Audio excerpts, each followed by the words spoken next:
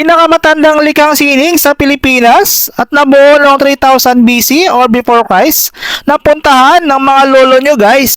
Hi guys, mula sa unang vlog ng mga lolo nyo na kung saan sila nagkakape na may konting kwentuhan, lilipad ang aming team papunta sa petroglyph site na matatagpuan sa boundary ng Angono, Binangonan, Rizal. Ang Angono, Binangonan Petroglyph sa Rizal ang itinuturing daw guys na pinakamatandang likhang sining sa Pilipinas. O diba, hindi nyo alam to no? Kaya tara na dito guys, no worries dahil libre lang po dito. At sa aming pagdating, entrance pa lang mapapa-exit ka na dito. Yung akala mo napapasok kami sa kabilang mundo. Magpaalam lang sa isang mabait na guard na nandito. At sa pagpasok nyo, konting lakad lang guys. At doon ka na magparehistro.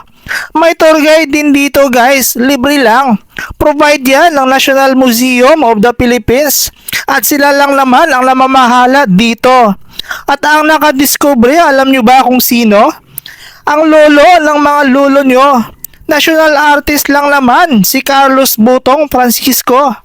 Ang daming okit na makikita dito guys, tinatayang mahigit 127 hanggang 179 na figura.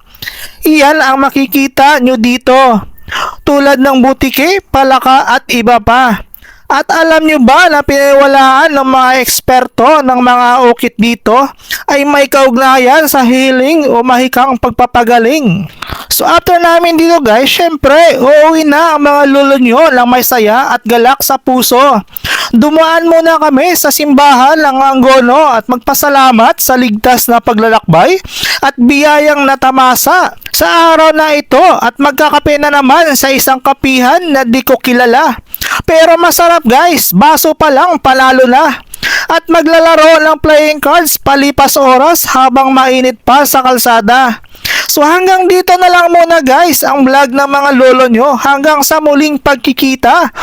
Like and share naman dyan kung napasaya kita. Paalam!